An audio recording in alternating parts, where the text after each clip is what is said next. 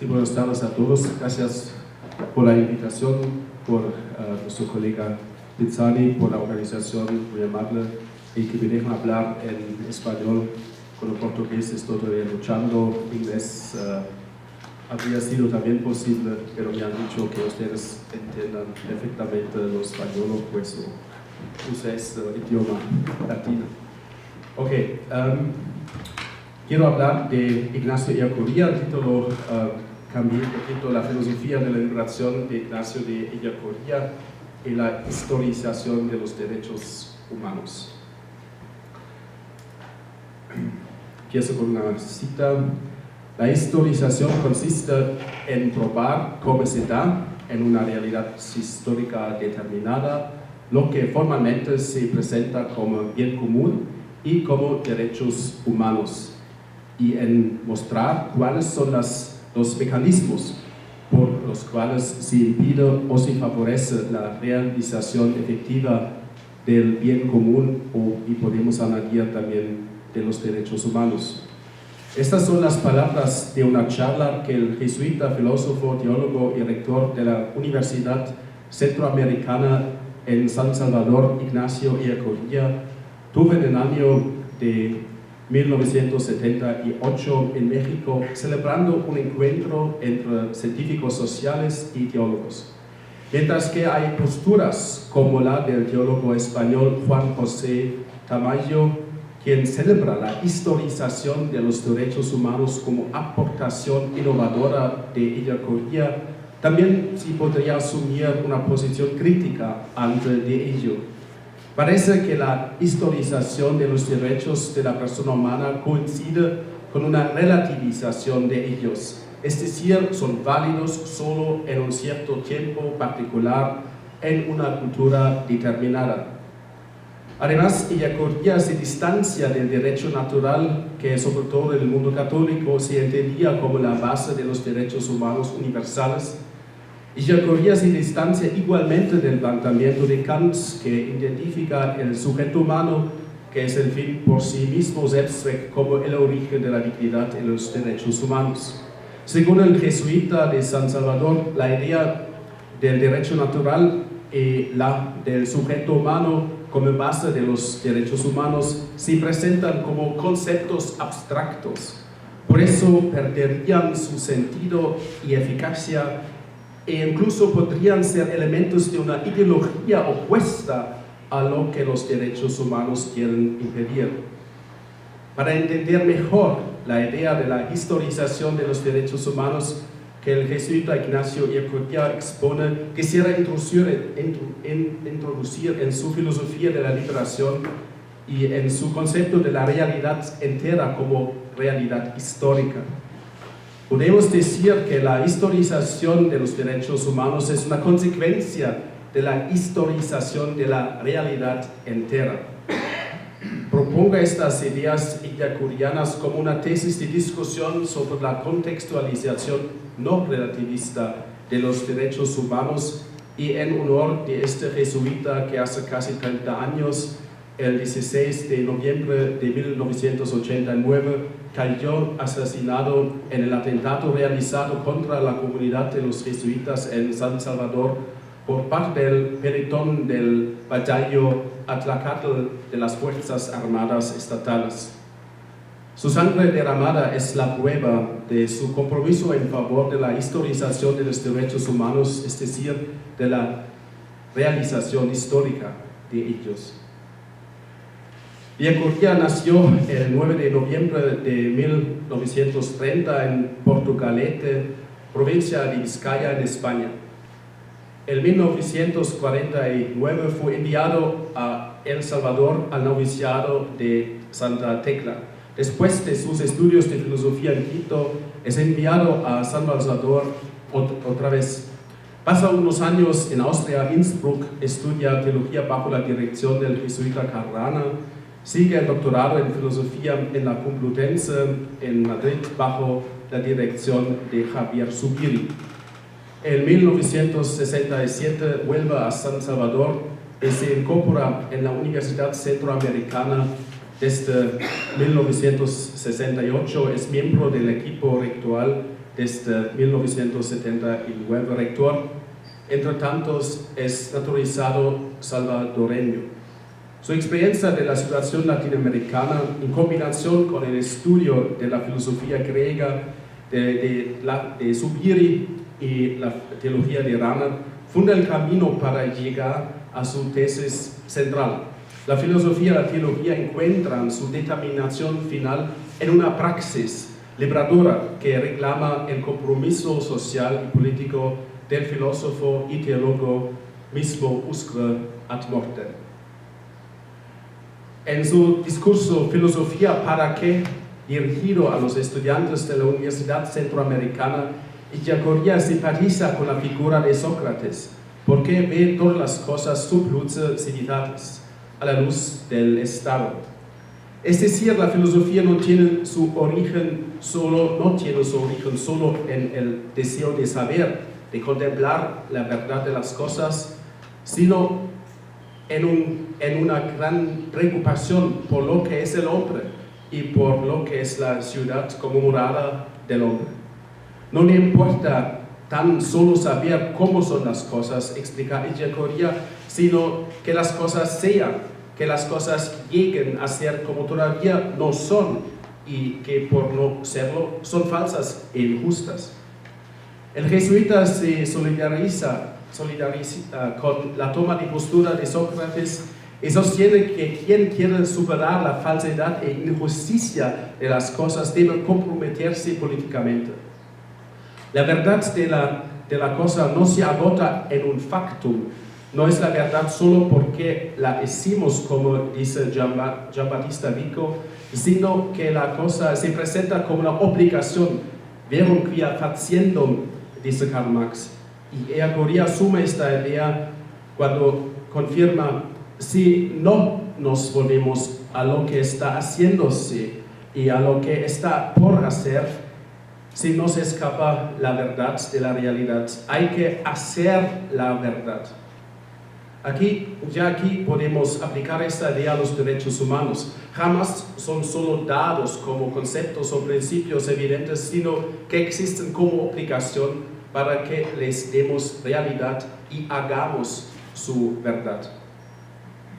La filosofía de Javier Zubiri a que Ellacuría se dedicaba toda su vida después de sus estudios de la escolástica y el pensamiento de José Ortega y Gasset, mediaron su visión pragmática de la realidad. En su tesis sobre la principalidad de la esencia, Javier Zubiri confirma la intuición que la esencia de las cosas no coincide solamente con una idea abstracta de una cosa, con su quidditas o especie o género. Con Zubiri, Ellacuría se opone a una metafísica racionalista que identifica el aspecto científico de lo real con una esencia que revela su posibilidad necesaria, su no repugnancia del ser, como dice Juan Don-Scoto. El objeto de una filosofía scotista es lo posible y ex se necesario, jamás lo real, contingente e histórico. Por consecuencia, Zubiri y Ellacuría citan una razón que promueva una logificación de la inteligencia, es decir, una identificación del conocer de un concepto abstracto. Así, la logificación de los derechos humanos sería la identificación de estos derechos con un concepto abstracto. Además, como Zubiri, Ellacuría se opone a una identificación de lo real por una metafísica del ser que interpretaría lo real como epifanía del ser universal que pierde otra vez lo real concreto y contingente. Pues la realidad de los derechos humanos no es solo su presencia en declaraciones políticas o en una constitución, sino es la existencia operativa en la praxis política y social de un país. En 1980, Ellacuría publicó el libro de Zubiri con el título Inteligencia Sentiente. En la combinación de la inteligencia y sentimiento y sensibilidad se escucha el eco de la razón vital que proyectaba José Ortega y Gasset, el maestro de Zubiri que acuñó la sentencia que Echeverría asume, cito, la intelección no es conciencia, sino que es la mera actualización de lo real en la inteligencia sentiente. Esto real es la esencia concreta. Por eso, la intelección de los derechos humanos no es solo conciencia, noción, concepto, sino es actualización de la realidad humana con sus necesidades básicas y concretas en la inteligencia sentiente. La inteligencia sentiente es también capaz de recibir el aspecto noético de una cosa, es decir, recibir y sentir las fuerzas de las características que determinan una esencia con las cuales se impone al sujeto. En griego es el ergon de realidad, su acto y obra con que se impone al nous, a la razón, inteligencia. Zubiri y Echeverría ponen en relieve este aspecto noético para completar la descripción de la percepción de una esencia. En la tradición de Edmund Husserl hablan también del aspecto noético y noemático, del aspecto del acto intencional de la conciencia, el acto con que me refiero a un derecho, por ejemplo, y hablan del aspecto del contenido de la esencia percibida, es decir, del contenido de un derecho como el de la libertad de prensa, otro ejemplo.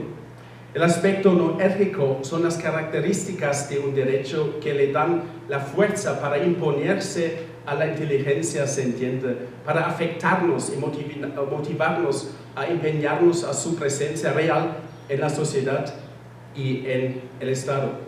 Para entender mejor el aspecto noético, podemos estudiar un esquema de 10 tesis que Echeverría elaboró para un curso sobre los derechos humanos en el año de su muerte. Echeverría declara en las primeras 2 tesis que los derechos humanos son una necesidad sociobiológica y político-biológica, es decir, son una exigencia física antes que moral, no tanto de una naturaleza humana abstracta e individual, sino de una esencia física. Son necesidades y exigencias de la sobrevivencia biológica de la persona humana y de la humanidad. Se refieren a los recursos materiales sin los cuales nadie puede vivir, como agua, comida, casa, trabajo. En la 4ª tesis afirma que los derechos humanos son aspiraciones naturales que se refieren a estos datos básicos de la vida. El aspecto noético de los derechos humanos consiste en las características básicas de estos derechos como necesidades y aspiraciones biológicas y materiales de las personas humanas. Necesidades fundamentales que se imponen con fuerza a la inteligencia sentiente, que siente el peso y la urgencia de estas necesidades y sabe que no puede escapar a corresponder a ellas. Así, la intelección de los derechos humanos no queda como conciencia, sino es la actualización de las necesidades humanas en la inteligencia sentiente. Estas 10 tesis sobre los derechos humanos nos invitan a estudiar la naturaleza histórica de los derechos humanos. En la 3ª tesis, Echeverría afirma que los derechos humanos son un producto histórico, resultado de una praxis históricamente determinada, reflejada en una conciencia colectiva que los asume como rectores de la conducta política. Con esta tesis, Echeverría no se refiere solo a una trivialidad, diciendo que los derechos humanos tienen un origen histórico, más bien insiste en las condiciones que permiten hablar de los derechos humanos en una sociedad o al nivel global.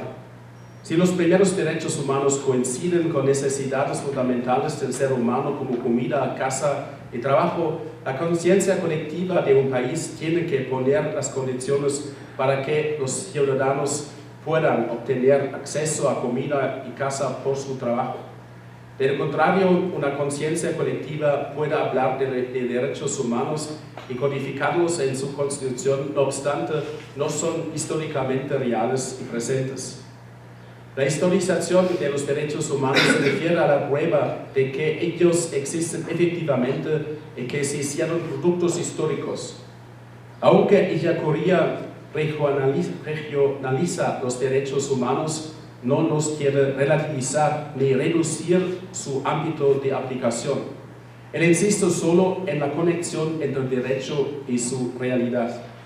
Es decir, quien habla de la aplicación universal de los derechos humanos tiene que hacerse cargo de las condiciones políticas y económicas al nivel global que los derechos humanos se hacen productos históricos y reales. Ellacuría integra su tesis de la historización de los derechos humanos en una visión histórica de la realidad entera que sería el objeto de la filosofía. Pues se refiere a pensadores como Hegel y Marx que desarrollan una ontología del ser que es intrínsecamente natural e histórica. Lo natural está en la dimensión histórica como la naturaleza o esencia empírica del hombre que se realiza en la historia y cultura. Pues también los derechos humanos son, primero, necesidades materiales y aspiraciones naturales que se articulan históricamente. No solo Hegel y Marx enseñan a Ellacuría a concebir la realidad como historia. Por el circunstancialismo de Ortega y Gasset aprendió la importancia filosófica del estar de la situación concreta e histórica. Contra el yo abstracto de René Descartes, Ortega explica la conexión intrínseca del yo con el mundo. El yo pienso de Descartes sería siempre un yo pienso algo, un yo que por eso está a priori en el mundo. Mi existencia, dice Ortega con Heidegger, es una coexistencia con el mundo concreto e histórico. Esta dimensión mundial e histórica, Ellacuría la identifica como la máxima densidad de lo real, es lo sumo y aquello de lo que trata la filosofía es su objeto. Lo sumo no es la persona aislada, sino la persona en su red interpersonal e histórica. La máxima dimensión de lo real, la historia, queda como un concepto abstracto si no es declinado por las circunstancias económicas y políticas, puesto que era esencial la declinación de los derechos humanos por sus circunstancias, es decir, su historización. Más que el marxismo de Marx, Ellacuría confirma el realismo materialista abierto que propone y desarrolla Zubiri. El adjetivo abierto del realismo materialista se refiere a la capacidad y potencialidad de las cosas materiales y naturales que en la evolución física y biológica se superan a sí mismas, se trascienden, creando realidades nuevas hasta la emergencia del espíritu humano, que es la apertura de la materia a la realidad entera y a la trascendencia. Esta apertura permite al hombre referirse a la realidad en su totalidad, igualmente a sus necesidades básicas y reflexionar estas necesidades básicas como derecho de vida, como derecho de la persona humana. La apertura a la trascendencia es la apertura a la dimensión del derecho. Zubiri introduce el concepto de la religación para expresar esta apertura a la trascendencia, es decir, que estamos religados a lo que nos hace existir. Esto es el poder de lo real, la realidad misma que trasciende cada realidad concreta. Ninguna cosa coincide con la realidad y ninguna cosa funda la realidad, por ende existe otra realidad en que se funda la realidad. Este fundamento de la realidad tiene que ser una realidad absolutamente absoluta que me determina en mi relativo ser absoluto. Por lo que tanto, la realidad de las cosas es formalmente la presencia de Dios en el mundo. Zubiri precisa, esa presencia consiste en que la realidad de cada cosa está constituida en Dios. Dios no está además o encima de las cosas, sino está en las cosas reales mismas de un modo formal. Es evidente que Zubiri no comparte la crítica marxista de la religión, aunque sabe del abuso de ella. Ellacuría comparte estos argumentos de su maestro de la tesis filosófica sosteniendo que la realidad intramundana no queda cerrada sobre sí misma ni en lo que tiene de la realidad personal ni tampoco en lo que tiene de realidad histórica. De este modo se refiere a la idea de la religación que caracteriza la apertura de la persona a la realidad que trasciende cada cosa real y limitada. Sin límites, inmensa es la realidad que excede lo limitado. Por eso ella argumenta y acudía a una plenitud de la realidad que está más allá de cualquier experiencia personal y de cualquier saber individual. Los derechos humanos están en esa dinámica de la religación hacia una plenitud de la realidad. Sin embargo, Ellacuría no propaga una teologización de los derechos humanos, haciéndolos depender totalmente de la consistencia del concepto de Dios. Los fundamentos de los derechos de la persona son las necesidades de la vida humana, necesidades porque se presentan como derechos en la apertura de la realidad a lo que la trasciende. No obstante, ni esta apertura, ni el concepto de Dios ni la idea de su presencia en lo real tienen sentido si no implican una praxis en favor de la realización de las condiciones que garanticen la realidad histórica de los derechos humanos. Aquí encontramos el puente a la teología de la liberación de Ellacuría. La teología y la praxis de la Iglesia deben promover la liberación del hombre de las dependencias que limitan y amenazan la vida humana también en la dimensión global. El reino de Dios que Jesús predica y realiza fragmentariamente en curaciones y superaciones de fronteras sociales tiene un lado visible y real que los cristianos deben continuar en una praxis en favor de la vida contra una cultura de la muerte. Ellacuría insiste en una historización de la teología para que sus conceptos se verifiquen en la realidad histórica. Por eso, la plenitud de la realidad Dios que Ellacuría habla con Zubiri también en el contexto filosófico es promesa profética que gana su credibilidad por el compromiso social y político de todos.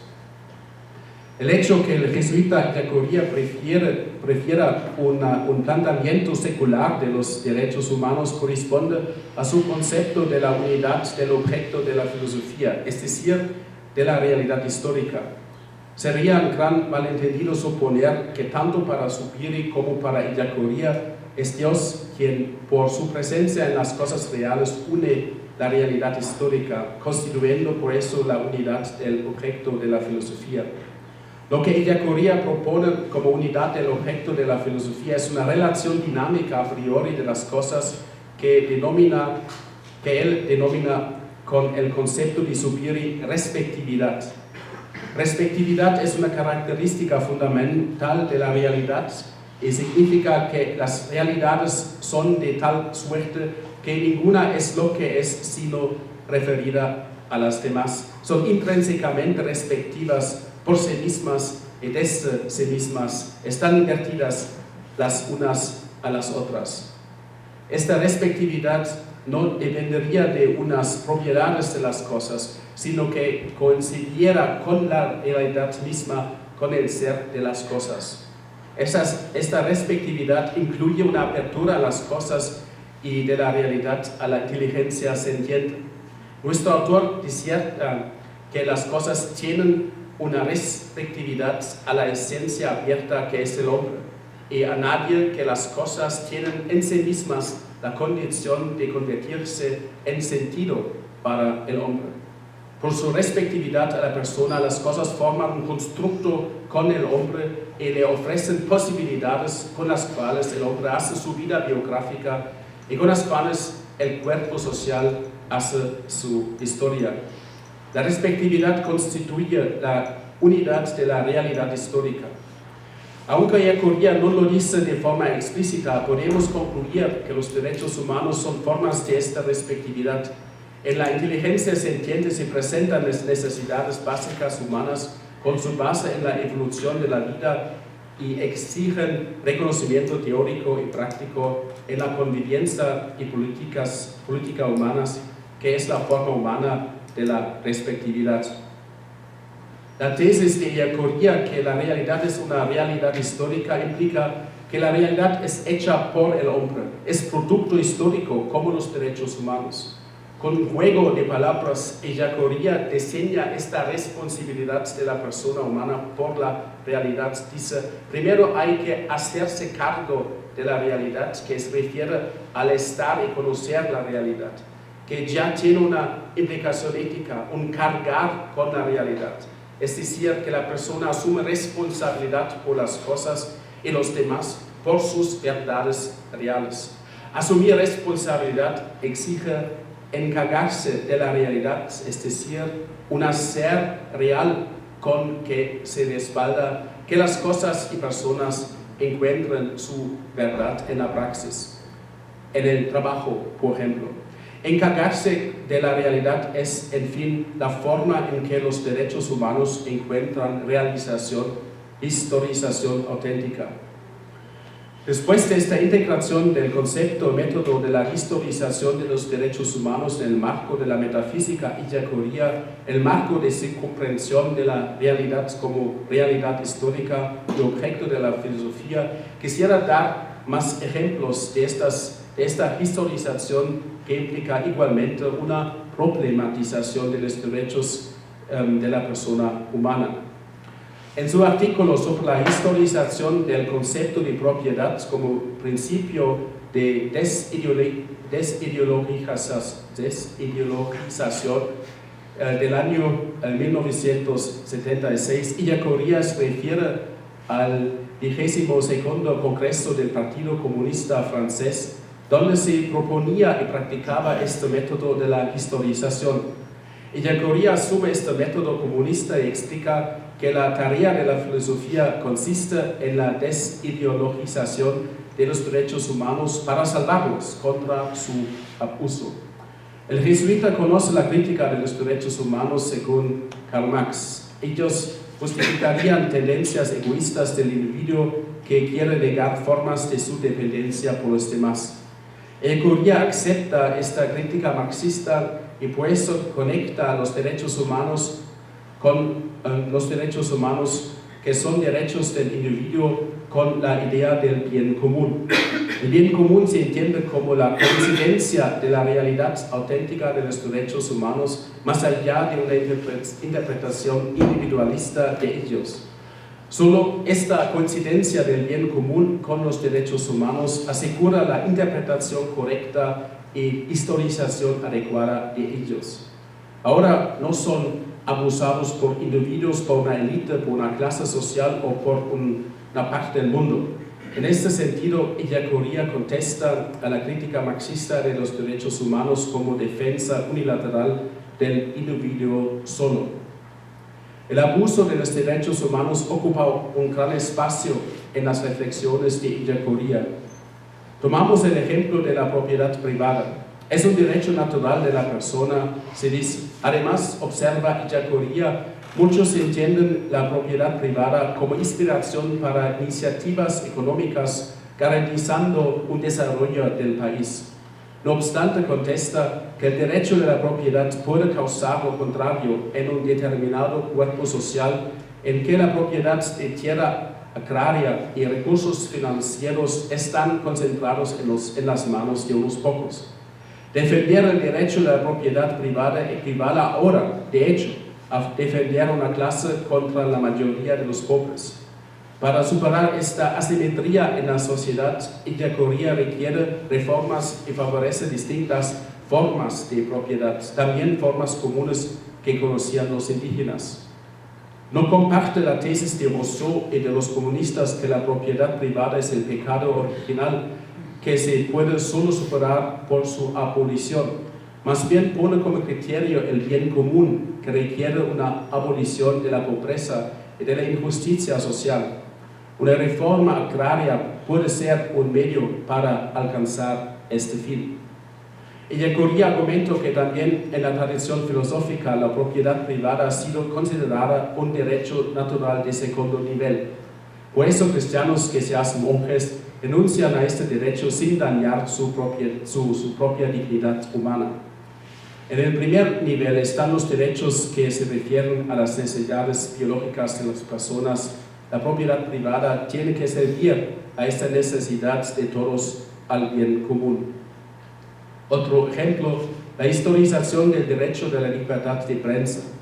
Ellacuría pone el caso, si esta libertad de prensa solo la puede ejercitar quien posee medios de producción no adquiribles por la mayoría dominadas, resulta que la libertad de prensa es un pecado fundamental y una condición artera que hace imposible la democracia. Y llega a la conclusión, la libertad de prensa así historizada es la negación de la libertad de prensa formal, con la cual en teoría y en universal todos estamos de acuerdo. Entonces Ellacuría no niega la universalidad del derecho de la libertad de prensa, ni la de la ley natural, ni la idea kantiana del sujeto como fin en sí mismo, pero él subraya la necesidad de examinar en qué medida un derecho humano está realizado en verdad, que no es abusado, aunque es formalmente garantizado. La historización de los derechos humanos no los relativiza, sino es el método para garantizar su universalidad en la realidad y no solo a nivel de la teoría. Tercer ejemplo, el derecho del trabajo. El trabajo humano pertenece a los derechos fundamentales. Por el trabajo se puede organizar la vida, satisfacer las necesidades básicas. Además, Ellacuría ubica el trabajo en su esquema de la realidad histórica y su respectividad. Es el trabajo que transforma la naturaleza en la realidad histórica y cultural. El trabajo realiza la respectividad de lo real, la conexión de las cosas naturales con las cosas humanas históricas. El trabajo presupone y utiliza las potenciales naturales de las cosas. Okay, es demasiado largo. El valor de uso que es producido por el trabajo es algo humano, social y económico. Sin embargo, este valor es constituido por la materialidad del objeto producido. Ellacuría se refiere a Marx, que sostiene que el resultado del trabajo es una plusvalía, un valor superior que excede los gastos necesarios para recuperar las fuerzas humanas consumidas en el trabajo como alimentos, vestidos, etc. El valor producido indica, dice Ellacuría, que el trabajo es la forma más común en que las cosas naturales se convierten en un sentido para el hombre. En el trabajo se muestra la historicidad de la realidad. Por eso Ellacuría subraya el derecho humano de trabajar, es decir, participar en la historización de la realidad. En esta perspectiva, el desastre del desempleo de larga duración es evidente. El desempleo no hace sufrir solo por falta de dinero, sino porque las cosas no se convierten más en un sentido para el hombre. El desempleado sufre porque su vida pierde sentido con consecuencias dramáticas para la familia y la sociedad. El derecho del trabajo para un salario justo es un derecho esencial que, según Ellacuría, tiene su raíz en la respectividad de la realidad histórica y hace parte del bien común. A esta reflexión quisiera añadir la nota de mi esposa colombiana. Habría que preguntar a Ellacuría también qué tanta participación histórica tienen las mujeres cabeza de familia, por ejemplo, que en Latinoamérica se dedican a limpiar casas o fábricas sin producir ningún valor superior de cultura. Ellacuría no conoce solo el concepto de bien común, sino también el contraconcepto, el mal común. En sus apuntes de clase con el título El mal común y los derechos humanos, explica el mal común como un dinamismo que tiene la capacidad de hacer malos a la mayor parte de los que construyen una unidad social. La dominancia del mal común crearía situaciones en que los derechos humanos son violados y abusados contra sus intenciones propias. Este mal común como abuso de los derechos humanos determinaría no exclusivamente al tercer mundo, argumenta Ellacuría. Como simpatizante de la teoría de la dependencia, no acepta la constatación que se hace en el primer mundo, según la cual aquí los derechos humanos son realizados y todos los pueden disfrutar. Contra esta constatación, Ellacuría moviliza su método de la historización, que hace evidente que estas constataciones presuponen la dependencia económica y política del tercer mundo frente al primero.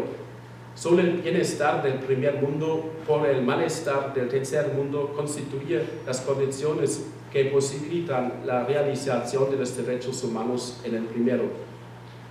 La historización de los derechos humanos nos conduce a la conclusión: hasta que exista una sociedad dividida por clases y hasta que exista un primer y un tercer mundo, a los derechos humanos les falta su universalidad real. Estas separaciones manifiestan el mal común, un mal global, un dinamismo negativo que regionaliza y relativiza los derechos humanos. La universalidad real de los derechos humanos es el fin hacia el que la humanidad tiene que caminar. Ellacuría sostiene que los derechos humanos son ideales utópicos como motores de una permanente humanización del individuo y de la humanidad. Este motor presupone una historicidad de la realidad que permita movimientos, cambios, revoluciones que liberen del mal común y aseguren la salida hacia el bien común. Parece que, de forma utópica, Ellacuría recupera y permite un estadio conceptual de los derechos humanos y del derecho natural. Esta concesión no permite predicar los derechos humanos sin hacerse cargo de la realidad de los demás. La utopía no se hace una teoría cínica ni un consuelo barato, cuando está en conexión con la historización de los derechos humanos, que en el caso del jesuita Ignacio de Ellacuría han incluido su martirio hace 30 años. Gracias.